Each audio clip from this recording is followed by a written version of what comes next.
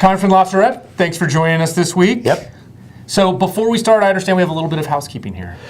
Well, the Congress is leaving town on Friday, and they're going to be in a 2-week recess. And so we're going to skip next week, and we'll be back on the air 2 weeks from now. Fantastic. And you promise it will be just as entertaining in 2 weeks, right? It's going to be riveting. Nice. You're going to want to be here. Not that every week isn't riveting. So on to this week's riveting news. Yeah. The first thing I want to talk about is something we've talked about a lot, unemployment insurance. Right. It passed in the Senate on Monday.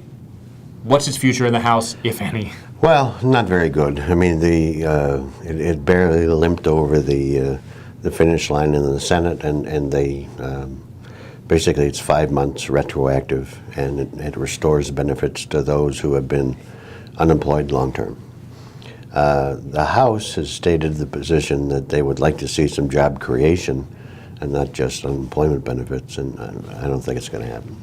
I understand that a group of 7 House Republicans wrote a letter to the Speaker urging action on the bill. That seems like a very small number to me. Yeah, the magic number in the House, if you look at how many Republicans and Democrats there are, you need 28, 29 Republicans to join with every Democrat to get something across the finish line, and I just don't see that. Well, another issue that we talked about a little last week, the Ryan budget. Mm-hmm. Talk to us about the latest on that. Well, Paul Ryan, the Republicans' vice presidential candidate in 2012, is the outgoing. This will be his last year as the chairman of the Budget Committee in the House. And even though he put together the budget deal with Senator Murray that then became law, and this year's spending is based upon that, House Republicans reached the conclusion that they wanted to produce a budget, and so they did. And it's more of a going into the campaign. Both parties will use it going into the campaign. The Republicans will use it to say, look how financially responsible we are because we actually have a plan, whereas the Senate has decided not to do a budget. And the Democrats will say, well, your plan is pretty bad. And they'll talk about the cuts to entitlement programs. I think Chairman Ryan eliminates funding for public broadcasting. He eliminates funding for Amtrak, and so it's more political theater than reality. What it does, however, set up. I mean, if this is the House Republican mindset going into the fall, it does set up, even though the top line numbers were established by the Ryan Murray budget at the beginning of the year. You may see within accounts some sparring based upon, ideology and other things. And so, as an example, when the House marks up what's known as the Labor, Health, and Human Services Appropriations Bill, that contains the funding for public broadcasting.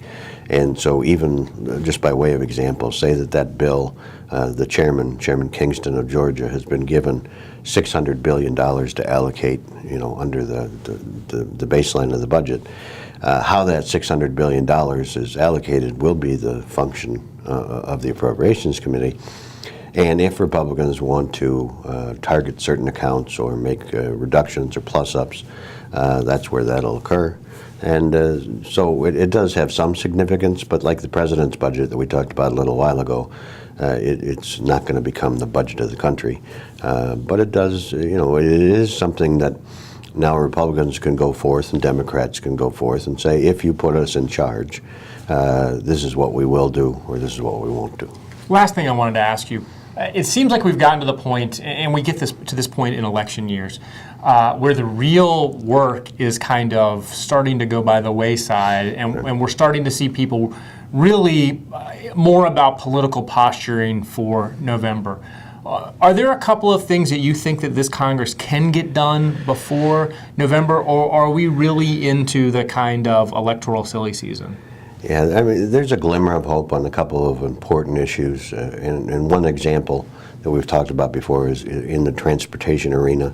The chairman of the committee in the House, Billy Schuster, is really making the old college try to get the highway bill reauthorized, the passenger rail bill reauthorized, some aviation stuff reauthorized. But I think he's going to run out of time because if it's not in place by Memorial Day, 4th of July at the latest. It's not going to happen. And so you'll probably see a lot of these things sort of postponed with temporary funding measures to get you either into next year or into the lame duck, that session of Congress that exists between the election and then the end of the year. So transportation has a whisper. The other thing that is rumored to be alive, and this has more to do with retirements than policy, is the National Defense Reauthorization Act. And in the House, Buck McKeon of California, the chairman, has announced his retirement. And he's also said, I want to get this done by June. And over in the Senate, Carl Levin, Senator Levin of Michigan, is also retiring. And so I think you will see a drive to get the defense authorization bill completed. Again, whether they can get it done or not, I don't know. But you do see both parties sort of hunkering down at this moment in time. The Republicans want to talk about the Affordable Care Act between now and November, and they think that that's a winner for them at the ballot box. The Democrats want to talk about income disparity, and they want to talk about things like the minimum wage. They want to talk about this week's news was equal pay for men and women, and that was kind of interesting because I think it's a great idea that if you have the same job, you should get the same amount of money, and that's their push. It obviously resonates with a lot of women voters. But yesterday there was a press conference at the White House. And it turns out that the White House, the White House that is pushing this pays women only 88 cents on the dollar to what men make.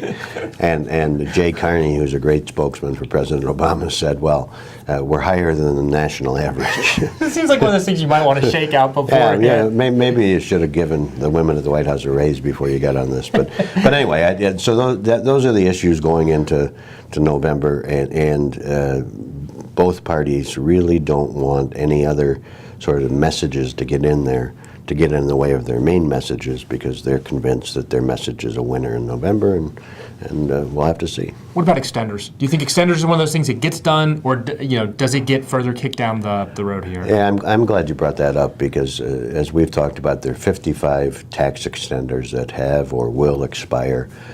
Research and development, the production tax credit, a whole host of things that a lot of businesses care about. Now, in the Senate, they've sort of identified 42 of the 55 that they would like to see extended. The House has yet to send a clear signal, because we're still dealing with the Dave Camp, the Ways and Means Chairman, sort of vision for comprehensive tax reform. That's not going to happen. But our sources on the Hill tell us that May is going to sort of be a critical time where the House will sort of gather up all the cats and dogs in these 55 tax extenders and put together a package. And so between now and May is going to be a critical time for anybody that's concerned about a tax extender, because basically if you're not in the package that Ways and Means comes up with, it's not going to happen for you. And so there's a lot of furious lobbying going on in Capitol Hill by people who have a dog in that fight to make sure that they prevail. So if you're one of those businesses or individuals that are impacted by this, now would probably be a good time to engage in the process. Yeah, I wouldn't come the next 2 weeks because nobody's here. But after Easter, I would make sure that you have at least reached out to your trade association or lobbyist or your member, because if you care about a tax extender, that decision is going to be made in the first few weeks of May. Excellent. Well, enjoy your recess, You as Congressman. well. Good to see you. Good seeing you. We'll be back. Thanks.